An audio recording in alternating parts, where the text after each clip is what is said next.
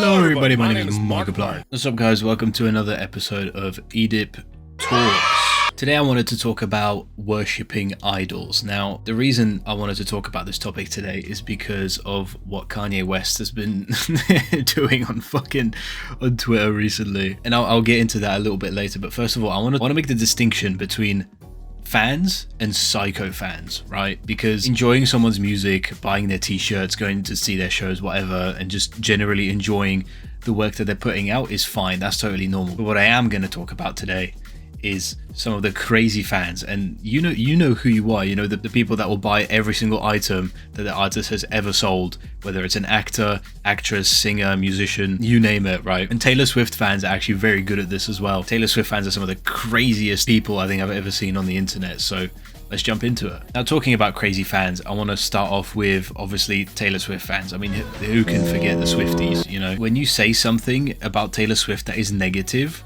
they will find a way to find your tweet, even though you have 0 followers on your account, and they will attack you. They will 100% attack you. They will tear you down. They will find out where you work, who you're married to. They'll find out where you live, find out which school your kids go to, and they will make sure that they ruin your life. And every time I see this kind of thing, I actually don't understand why Taylor Swift has such a large following. I don't understand. It doesn't make any bloody sense to me, because her music is uninspired at best, right? Like, her music is very tame. There's nothing particularly interesting about it, like most pop artists anyway. You know, look at Sabrina Carpenter or Charlie XCX or I don't know, Bruno Mars, or, you know, all these people. Like, there's nothing like really that interesting about their music. It's good, like, you can listen to it, you can digest it, but there's nothing like crazy about it. It's all just sort of sounds similar. They're all written in the same key, pretty much, most of them anyway. They're all written in the same scale. The other thing that I don't understand is how many of these artists actually write their own stuff, because it feels like a lot of these people do not write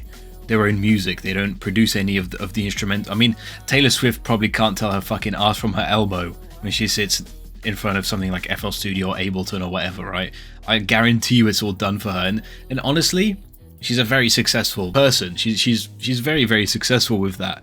And honestly, props to her, because not many people can make it as big as she did, making just generic slop, right? Sabrina Carpenter is another one of those people that I don't understand why people are obsessed with her. You'll go to one of her songs and then people be like, oh my god, this song changed my life. But it's not anything crazy. Like, it's not something that hasn't been done before. It's not something that's interesting. She has an easygoing instrumental. She sings easygoing lyrics in an easygoing tone, and it doesn't stand out from anything. It doesn't mean anything. Now, one artist that I personally don't like, and I get a lot of flack for every time I mention that I don't like him, is Kendrick Lamar.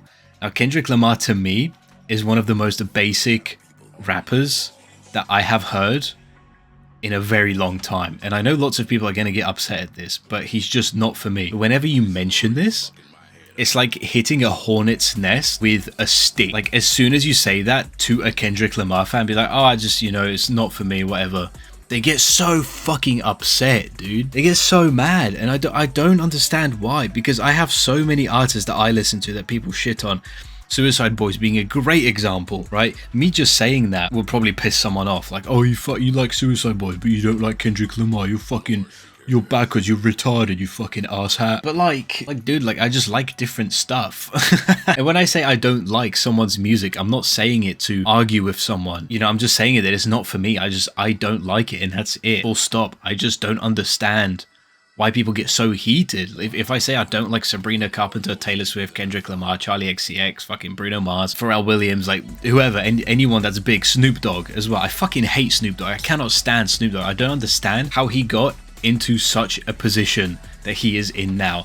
I think it's just like the haha, he smokes weed funny guy, right? Like, when you listen to his music, like his newer stuff, it's just very uninspired rap. If you listen to Riders on the Storm with Snoop Dogg, you know, the Underground 2 like main song, Snoop's verses are painful, dude. I have to sit through them, and I'm just like, it feels like I'm being tortured. It feels like I'm in like a Chinese like prison or something, you know? It just sucks. And there's another demographic of people that I don't understand, and Kim Kardashian is probably the biggest one that I can think of off the top of my head right now as of the time, as of recording this. If I find anyone else or I come across anyone else, then I'll put them up on the screen. But people like Kim Kardashian, I genuinely don't know what she did. Now, I don't care enough to look it up, but from what I'm seeing around social media is she's just popular because she's had shitloads of plastic surgery. She has a famous family for some fucking reason, and she has like a show in a few brands or whatever. And when you watch like these shows, it's literally just a rich white woman complaining about the dumbest shit ever, raising her like spoiled children. They've all got fucking crazy amounts of plastic in them, and they're not particularly good at anything. They just exist, and that's enough for them to be famous, which I just do not understand. Like I don't fucking get it. Now, the real reason I wanted to make this video is because of a book that I'm reading at the moment called .com Secrets. Now, some of you might think the book is cringe, some of you might have read the book. I think it's a fantastic resource, whatever. I just gave it a shot because I heard good things about it. Now, there is an extract in the book that really made me raise some eyebrows, okay? And I connected the dots, and it finally, all of it is just making sense to me now. Now I can understand why famous people do what they do. And what I'm talking about is this extract here. I'll pop it up on the screen. He says, "If you're neutral, no one will hate you, but no one will know who you are either. As soon as you start taking sides on important issues, you'll develop haters, but also you'll develop a group of raving fans. These raving fans are the people who will buy your products and services. If nobody's talking about you, then nobody knows who you are. It's time to step out of that neutral space and start sharing your opinions." Now, why do I bring this up? Because I bring this up because of what people like Kanye do on Twitter, okay? If you have been living under a rock for a long time, then you might not know what happened. But basically, Kanye just went on Twitter and started tweeting some wild shit, right? And some of it literally contradicts itself. Like, he says one thing and then says, "Actually, nah, fuck what I said before." And then he goes, "Actually, nah, I'm gonna say what I want." It's crazy. But the reason I bring this up is because seeing him do that, and now it makes so much sense. I think it's so clever, right? You don't release an album for a whole year or whatever, and then you're like, okay, I need to get some more people to notice me and talk about me. What am I gonna do? I know what I'll do. I'll put a fucking t-shirt with a swastika and delete every other product on my website, and I'll just let people buy it. And it is a crazy thing to do, but if we go back to the extract that I showed before, as soon as you start taking sides on important issues, you develop haters, but you also develop a group of raving fans. Now, some people might genuinely not have known who Kanye West was before this event. Obviously the number is I can only speculate how many people don't actually know who Kanye is, because there's no doubt his influence is huge, even though I don't really like his music that much personally. But when you start seeing like the patterns, like Kanye, for example, right? He goes, I hate I did this, I did that, right? I don't like women, all this kind of stuff, right? Whatever he decides to tweet. And then he's got an album coming. It does make you wonder, like, how much of it is marketing, how much of it is real? Is he playing a character, or is that how he feels? Or, I think it's actually really fucking clever, because people on Twitter or on Facebook or whatever will see one thing out of context, and they'll already have a preconceived notion about who Kanye is and whether they like him or not. And based on that tweet, they will go, "Oh, fuck this guy," or they will go, "I love this guy." And the crazy thing is both sides will talk about it and both sides will share it. And it is just insane. It's such a clever marketing stunt. And you'll see these videos on the internet where people are like, "Oh my god, Kanye's fucking gone crazy again." But that's what he wants. Like, hopefully if you're watching this, you'll think twice next time before you talk about or publish or reply to like an artist saying some wild shit on Twitter or YouTube or on stage even. It also made me realize how many artists and actors during the Grammys or the Oscars, they'll go up on stage and they'll go, "Fuck Donald Trump, fuck Elon Musk," or "Fuck Biden," blah blah blah. It gets people talking about them. Someone will clip it and they'll put it up on Reddit, right? And depending on which echo chamber it fucking ends up on, which is a video I want to make actually as well, about the crazy echo chambers of Reddit. Depending on the subreddit it ends up on, it will still get engagement, because conservatives, if someone says fuck Trump and Elon Musk, it will go on a conservative subreddit. The comments will be flooded with, oh my god, this fucking libtard, they're so weak, they just can't handle a Sigma male that's in power.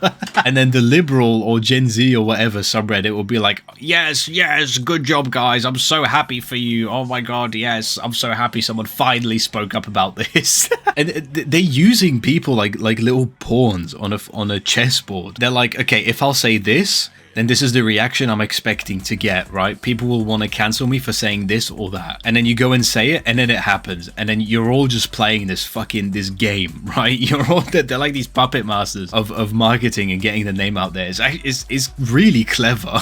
And the reason I wanted to talk about worshipping idols is that there's a famous quote, and it's never meet your idols because you don't know who they actually are, or something like that, right?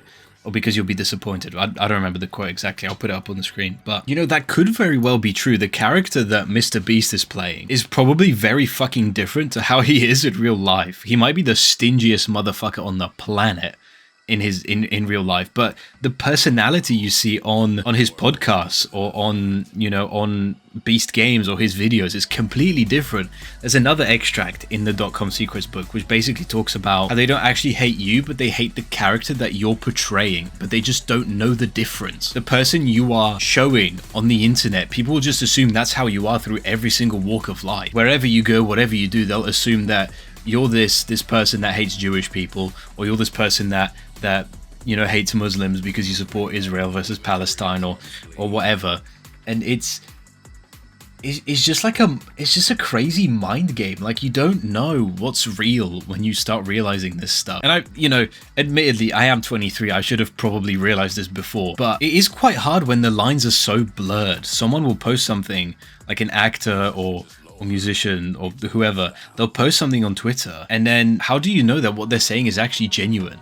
You know, if PewDiePie went on Twitter and started tweeting about how much he loves Donald Trump or whatever for whatever reason, how much of it is actually real? Like, does he actually support Trump? Did he get paid to do it, or is he doing it because his name fell off? You know, same with there was a concert. I'll see if I can find a clip. There was a concert of some person, and they went to the camera and they said like Biden 2025 or some shit, right? Project 2025 is Donald Trump's playbook for controlling and punishing women, poor people, people of color, and the LGBTQ plus community. It is time for all Americans to band together and to finally defeat the Trump agenda. And the only way to do that is by confronting him at the polls. Do you want to live in a dictatorship? Well, show up and vote! Yeah! And it's like, did you get paid to do that? Or do you actually support this person? Or is it all marketing? You want more people to talk about you? Like, it really makes you question people's intentions, whether they're sinister or whether they're being genuine. And I think that's the point of this video. I sort of just ramble when I make these videos, but I find it quite helpful to sort of articulate my thoughts on certain things, and this is something that's been bugging me throughout the last probably 2 weeks since I read that bit in the .com Secrets book. And it is an interesting topic because the people that you follow, you want to be able to agree with them. You know, it's a human trait to want to agree with people or to find groups of people that you'll fit in. But then when you look back on it and think about it, how much of it is real? How much of it actually matters? How much of it is the person being genuine, and how much of it is marketing? It's actually really fucked up. Okay, I think I'm done rambling for now. I think I've done enough of that, but let me know how you feel in the comments down below. Leave a like, subscribe, because I'm epic and awesome, and you should agree.